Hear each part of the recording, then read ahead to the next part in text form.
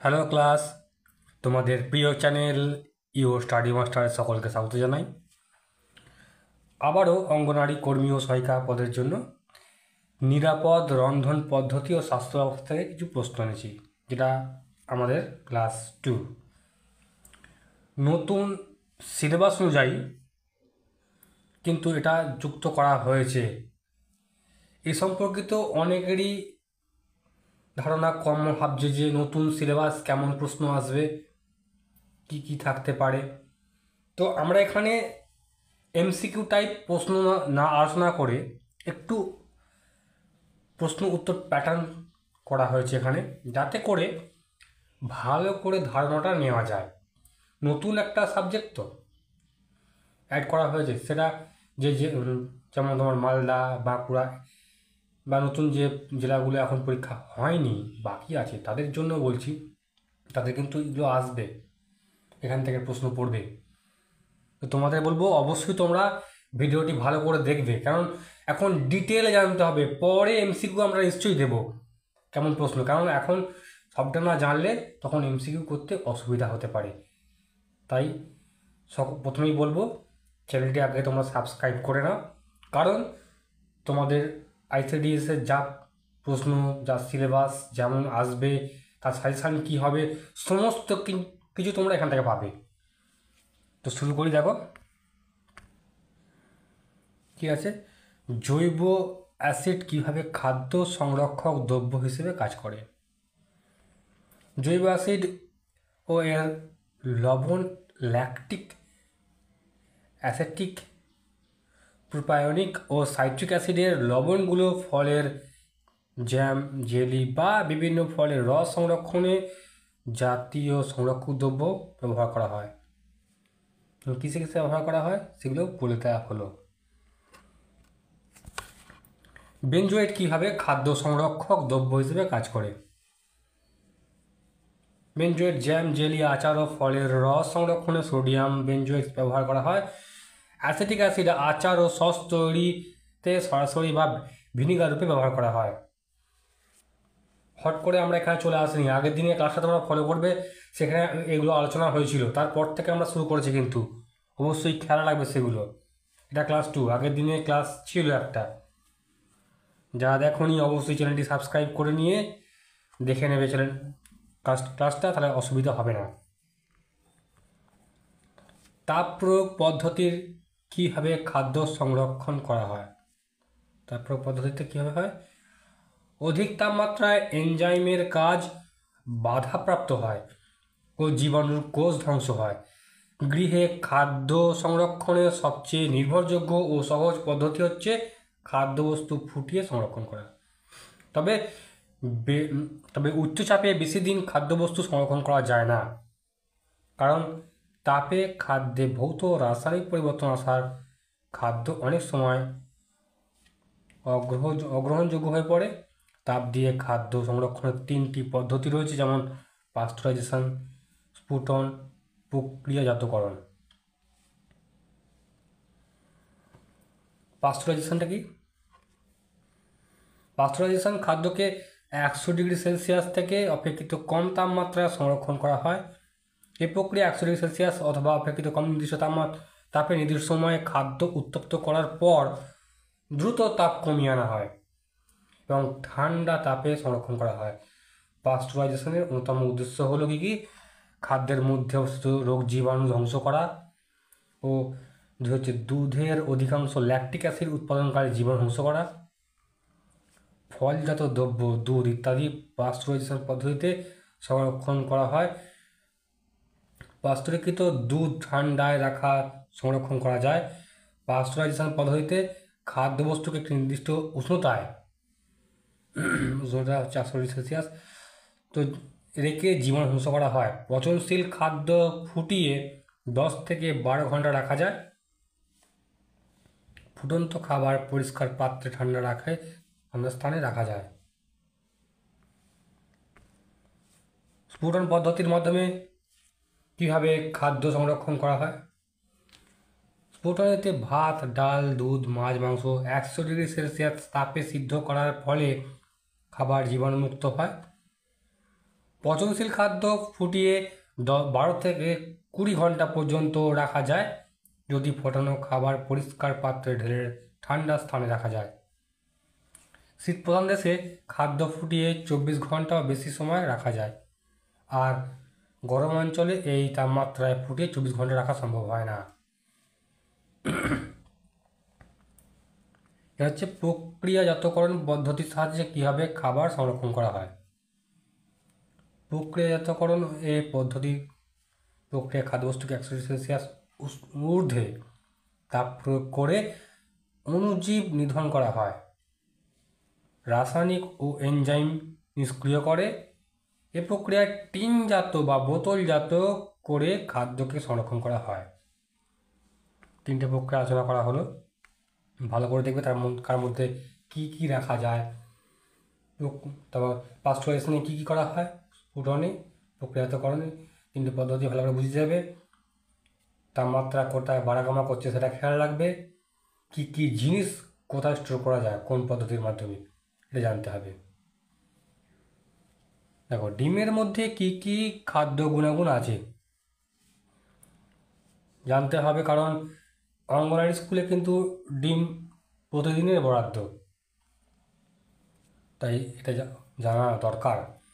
কুসুম বেশিরভাগ অংশ 90% ক্যালসিয়াম আছে, iron, phosphorus, zinc, thiamine, vitamin B6, vitamin B12 এবং প্যান্থোথেনিক অ্যাসিড আছে।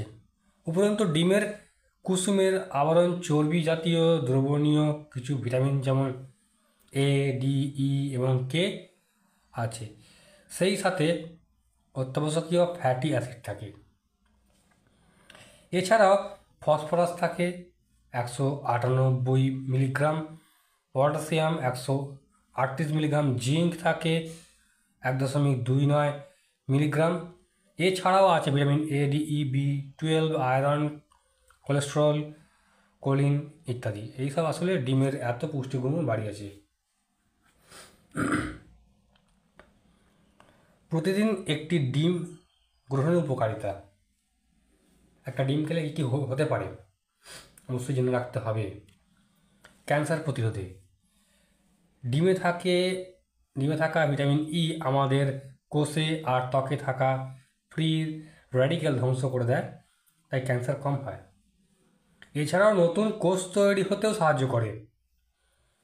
অ্যাডোলেসেন্ট পিরিয়ডে নিয়মিত ডিম খেলে ব্রেস্ট ক্যান্সার হওয়ার সম্ভাবনা অনেক কমে যায়।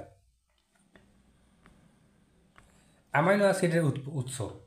আমাদের শরীরের জন্য প্রোটিন খুব প্রয়োজনীয়। এই প্রোটিনের মূল উৎস হলো অ্যামাইনো অ্যাসিড। প্রোটিন তৈরিতে প্রায় 21 ধরনের অ্যামাইনো অ্যাসিড লাগে, যার মধ্যে 9টি শরীরে তৈরি হতে পারে না। এর জন্য বাইরে থেকে প্রোটিন যোগান লাগে। এই যোগান দেয় ডিম। তাই ডিম কত উপকারী বুঝতে পারছেন। চোখের সমস্যা সমাধানে ডিমে থাকে ভিটামিন A, যা আমাদের চোখের জন্য বেশ ভালো, আমাদের দৃষ্টিশক্তিকে উন্নত করে ভিটামিন A। তাছাড়া ডিমে থাকা ক্যারোটিনয়েড আর লুটেন বয়স হয়ে গেলে চোখে এক বড় সমস্যা ম্যাকুলার ডিজেনারেশন হওয়ার সম্ভাবনা কমায়, ছানিও কম হওয়ার দিকে থাকে। পরের প্রশ্ন বলি, কেমন পরিবেশে রান্না করা উচিত? অবশ্যই রান্নার কেমন চারদিক খোলামেলা থাকবে, আলো বাতাস খেলবে ভালোভাবে, পরিষ্কার পরিচ্ছন্ন হবে, আর অবশ্যই বাচ্চাদের থেকে দূরে রান্না করতে হবে।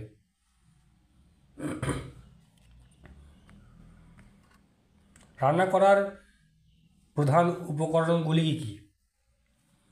রান্নার অবশ্য প্রয়োজনীয় উপাদানগুলো হলো ডেচকি, কড়াই, মশলা সহ খাদ্যের উপকরণ সমূহ অন্যতম। সব বলে দেওয়া হলো এর মধ্যে। বাচ্চাদের কী ধরনের খাবার দেওয়া দরকার? শস্য এবং আলু ছাড়াও নিশ্চিত করুন যে আপনার শিশুর শাকসবজি এবং ফল, লেবু এবং বীজ, সামান্য শক্তি সমৃদ্ধ তেল বা চর্বি এবং বিশেষ করে পশুর খাবার যেমন দুধ, ডিম, মাংস, মাছ এবং হাঁস মুরগি তো রয়েছে। প্রতিদিন বিভিন্ন ধরনের খাবার খাওয়া আপনার শিশুকে তার প্রয়োজনীয় সমস্ত পুষ্টি পাওয়ার সর্বোত্তম সুযোগ দেয়। কী খাবার এগুলো ভালো করে অবশ্যই দেখে নেবে। অতিরিক্ত প্রোটিন কি ক্ষতি করে? প্রোটিন তো ভালো, অতিরিক্ত গেলে কী হবে? প্রোটিনের বিষাক্ততার অনেক কারণ রয়েছে, যার মধ্যে রয়েছে ইউরিয়া চক্রের ব্যাধি, জেনেটিক মিউটেশন, অত্যাধিক প্রোটিন গ্রহণ এবং কিডনির অপর্যাপ্ত কার্যকারিতা, যেমন দীর্ঘস্থায়ী কিডনি রোগ এবং তীব্র কিডনি আঘাত। প্রোটিন বিষাক্ততার লক্ষণগুলির মধ্যে রয়েছে অবক্ত বমি এবং ক্ষুধা হ্রাস। তো এগুলো জানতে হয় কী ক্ষতি হতে পারে প্রোটিন বেশি খেলে। খিচুড়িতে কী কী শাকসবজি ব্যবহার করা যায়? কারণ খিচুড়ি তো হবেই, অঙ্গনারীতে খিচুড়ি হবে, ভাত থাকবে, ডিম সবই তো রয়েছে। কী হয়, চাল ডালের সাথে কুমড়ো, পেঁপে, বরবটি, গাজর, বিভিন্ন রকমের শাক আর অনেক সময় আলু ব্যবহার করা হয়।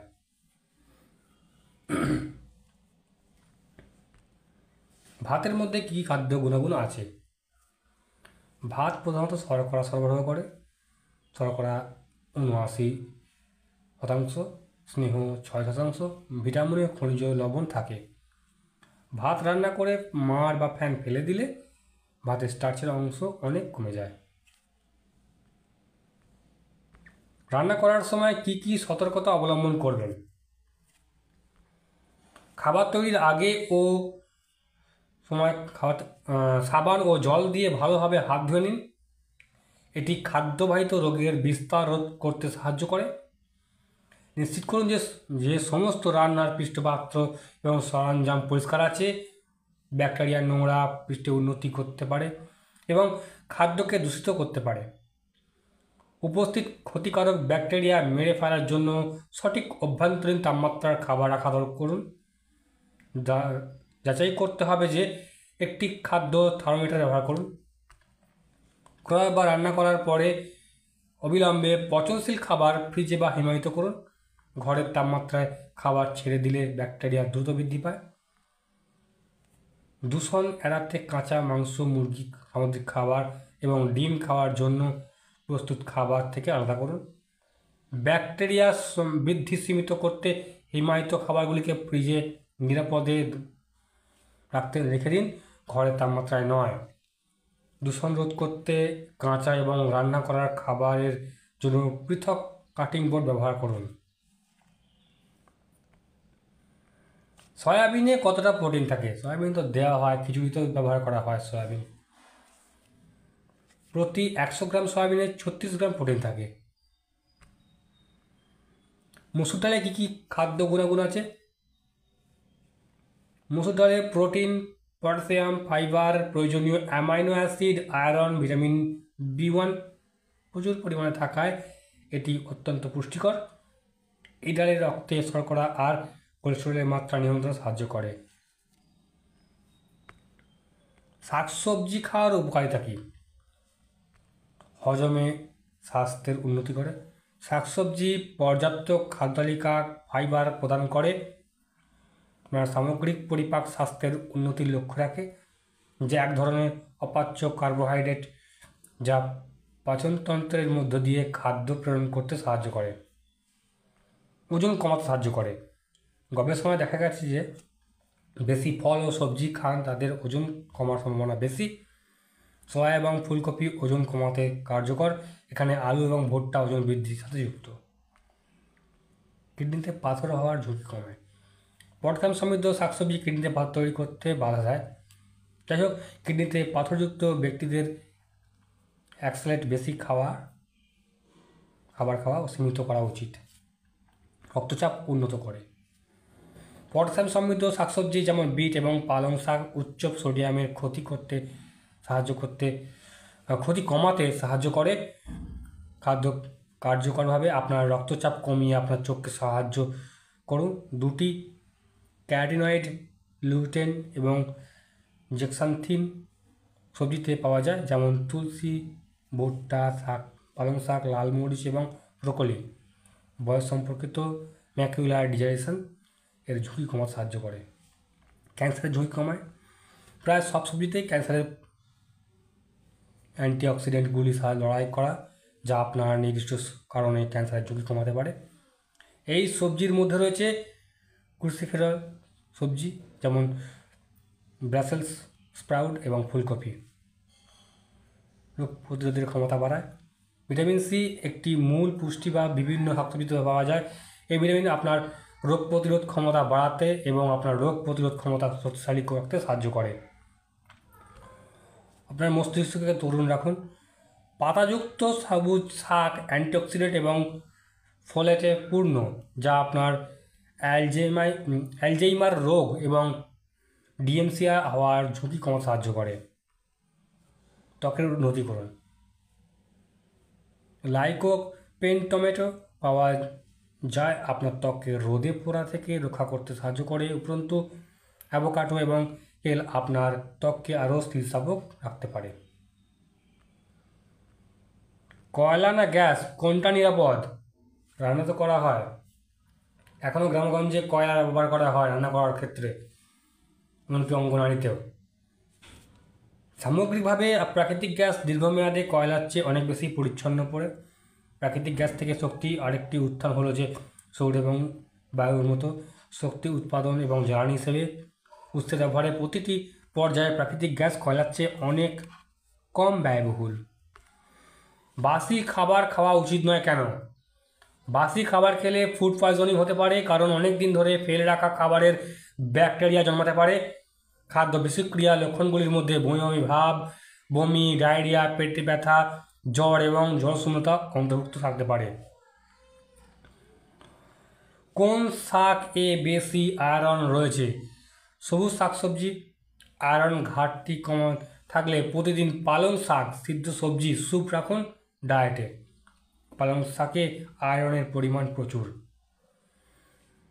তো আজকে এই 20টি প্রশ্ন নিয়ে এলাম, আর পরের দিন বাকিগুলো আবার দেওয়ার চেষ্টা করব। তো দেখে নিলে যে কী আছে এখানে, কেমন তোমাদের সিলেবাসের মধ্যে রয়েছে। এখন ডিটেলে আলোচনা করা হচ্ছে, বিষয়গুলো একটু ভালো করে জেনে নাও। পরে এখান থেকে ম্যাথ কোশ্চেন অবশ্যই দেওয়া হবে। চ্যানেলটি ভালো লাগলে তো অবশ্যই তোমরা লাইক শেয়ার করছোই। আর যারা এখন সাবস্ক্রাইব করোনি তাদের উদ্দেশ্যে বলবো চ্যানেলটি অবশ্যই সাবস্ক্রাইব করে রাখো, কারণ আইসিডি সম্পর্কিত তথ্য তোমরা কিন্তু এখান থেকে পাবে। আর তোমাদের যা যা প্রয়োজন আমাকে নিশ্চয়ই কমেন্টে জানাবে, আমি সেগুলো দেওয়ার চেষ্টা করব। ধন্যবাদ।